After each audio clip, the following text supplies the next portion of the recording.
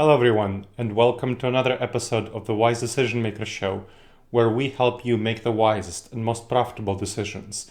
And today we'll help you make the wisest and most profitable decisions about how exactly to return to the office most effectively. This is an important question, especially with the Delta variant surging and making things even more difficult for the return to the office. So, how do you approach the question of returning to the office safely and effectively and in a way that aligns with business objectives and employee desires, and in a way that you can make sure that you get the work done that you need while retaining your employees and keeping their morale high? That's what you want. That's what we want. So let's talk about how that can be accomplished. First to realize is that the office of the future is not a throwback to the past. You're not going to succeed if you're just going to do Monday through Friday, 9 to 5. The hybrid office of the hybrid workforce is the future. That is the future, and that's what you want to show and orient toward. We have a lot of surveys showing that most companies are actually going toward permanent hybrid work. 2/3 of all companies surveyed are going toward permanent hybrid work. Of the others, some are doing full-time remote work and some are going full-time in the office. And the ones that are going full-time in the office are, I think, making a serious mistake. The employees for the future, what the workforce of the future will look like, is that employees will work in the office maybe 1, 2, maximum 3 days, usually closer to 1 day on average, maybe 2 days if they really need to be there, doing collaborative tasks. That's what you really should be doing in the office, only collaborative tasks. That's the activities that are on the average best done in person, especially the more intense collaborative tasks, whereas your individual tasks are best done remotely in your home office or wherever you are. 2 to 4 days, closer to 4 days for most folks, should be spent on their individual tasks at their home office or wherever they prefer to work. And some will work remotely full-time in these companies. And most of these companies that are going to hybrid, they will have some people who work remotely full-time. Those who do more individual tasks, those who are more successful doing individual work. So that is the future. How do you make the transition to that future? That's a really difficult question. This is nothing that has been done before, where lots of companies at the same time are making the transition. Of course, some have done so. So we can use best practices from those, and we can use extensive research that has been done on how companies have done so effectively, including my own research. I've helped 14 companies by now transition strategically back to the office. And so this is based on extensive external research as well as my own practical experience. You want to conduct an anonymous survey on preferences, so to get employee buy-in, to make sure that they feel that their voices are heard and that you know what they actually want. And you want to offer options. Offer an option of fully remote, which will include, of course, a quarterly team building retreat to maintain company culture, team cohesion. Hybrid options of 1 to 3 days per week in the office. You choose one. Do you want 1 day in the office, 2 days in the office, 3 days in the office, and then full-time in the office for 5 days, Monday through Friday. Most employees, I can guarantee to you, will prefer hybrid in the large majority of companies. That's what we clearly see. External surveys show the same thing.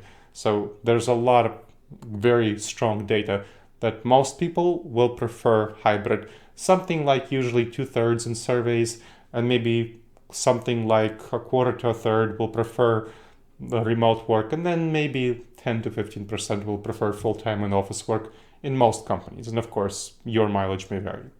So the fit that's best for most companies will be a hybrid first model, with most employees being hybrid, with some working full-time remotely. Now, employees who work remotely really prefer this hybrid model based on extensive surveys and data on productivity supports telework. It shows that people are quite a bit more productive on average doing work at home than in the office, 10 to 14% more productive, and even more productive on their individual tasks, which kind of makes sense because they're not distracted by others. They don't have to have that commute, which is the number one complaint of people who don't want to be in the office. So we also know that employees feel happier, less stressed, more engaged, and that they have better work-life balance. All of those categories are really important ones for employees if they have substantial remote work capacity. So not coming into the office more than a day or two a week. Now, the best practices on returning to the office from this extensive research is first providing broad but flexible guidelines for your team leads, and then letting them lead the effort. From the perspective of the top leadership, you should not say, here's what everyone is going to do. You should give broad guidelines and then let the team leaders who lead the teams of your rank and file employees, so those lower level supervisors, determine what works best for their teams. And it should be based on the balance between their individual tasks and their collaborative tasks. Again, collaborative tasks are usually, for the more intense ones, better done in the office. The ones that are less intense collaborative tasks, that's a wash. You can do them in the office or at home, and individual tasks are much better done at home. So that's what you want to be thinking about. That's the guidance that you give your team leads in order to make the decisions. Now, what about that full-time remote work? So we have that hybrid option for most employees, and I mentioned that some should work full-time remotely. Now, the full-time remote work, who should do so? Well, only people who can be effective and successful should do so. And that involves people who are self-starters, who take initiative, who can make their own way, and who can be disciplined working at home. Those are the folks who you want to encourage to work full-time remotely. So support them working full-time remotely. Even if the rest of their team works hybrid, even if the team lead decides, well, we're going to work hybrid, still in the large majority of cases, you want to permit those folks, if they can be successful working remotely, to work remotely, and encourage the team leaders to permit them to work remotely. Now, they would come into the office to maintain their team culture for a team building retreat once a quarter, which you should be having anyway for all team members. So that's what the full-time remote workers would be. Now, you'll face, I can guarantee to you from my experience, significant resistance from team leads. Team leads tend to really prefer to be in the office quite a bit more than their employees. Now, common reasons for this resistance to hybrid and especially full-time remote work arrangements for the employees who are led by these team leads, so for the team members, included personal discomfort with remote work by the team leaders. Team leaders really do feel uncomfortable. They tend to have a personal preference for having in-office activities, and they feel a loss of control, a loss of oversight, a loss of engagement with their employees. Now, that is all due to some unfortunate mental blind spots called cognitive biases. And if you've checked out the Wise Decision Maker show, you know that we talk about cognitive biases a lot. These are mental blind spots. They cause us to make really bad decisions, whether it's on returning to the office or other areas.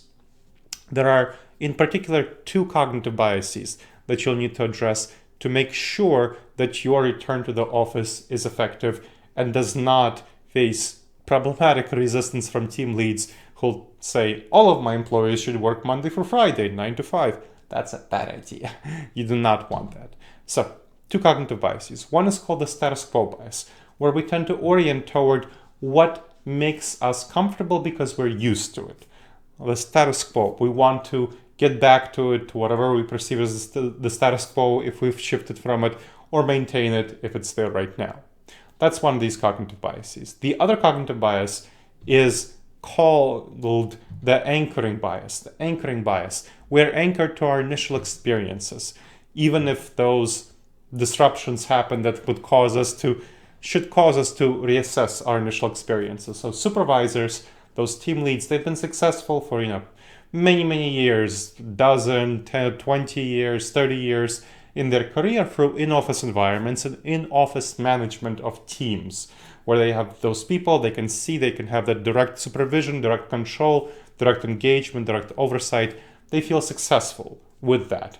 And they do not feel that they can succeed nearly as well if they don't have those team members under their oversight. And that's a big problem. So both that status quo bias and the anchoring bias cause team leads to make bad decisions. In order to overcome these cognitive biases caused by team leads, you want to treat remote work as the default. That should be the default.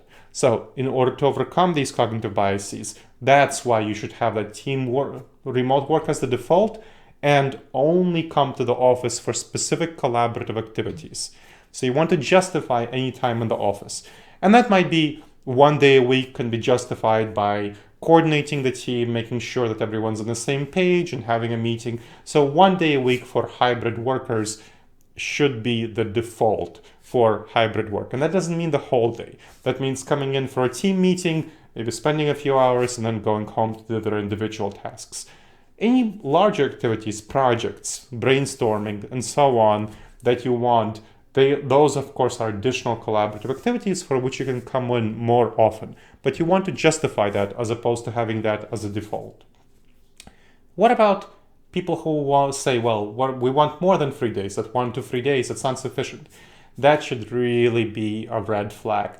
That's likely people falling into a cognitive bias because most of the tasks that you're doing are unlikely to be intense collaborative tasks that require you to be in the office. So you should really justify that very strongly. You should make sure that your team leads who are trying to force people back into the office for more than 3 days justify that especially strongly. They should definitely justify anything over 1 day, but anything that's over 3 days should be not simply strongly justified, but also compensated, like overtime work, so that there's a financial motivation that their budgets would be hit if they have people in the office for more than 3 days a week. Well, that's the team-led approach for the best return to office plan. So you want to make sure to use this team-led approach where you provide those broad but flexible guidelines while also educating the team leads on these cognitive biases and having those specific default options as well as financial options, financial incentives to allow most of your employees to be home for the large majority of the time when they'll be most productive on average. All right, well, I hope you've benefited from this episode of the Wise Decision Maker Show. Please subscribe to whatever channel you've checked out this episode on. We have YouTube, the videocast version, we have iTunes and so on, the podcast version. And please leave your comments and thoughts. I'd love to hear them. Please email them to gleb@disasteravoidanceexperts.com. Again, gleb@disasteravoidanceexperts.com. And there'll be much more information about the topic of the best return to the office in the show notes. So check those out as well. All right, everyone. I look forward to seeing you on the next episode of the Wise Decision Maker Show. And in the meantime, the wisest and most profitable decisions to you, my friends.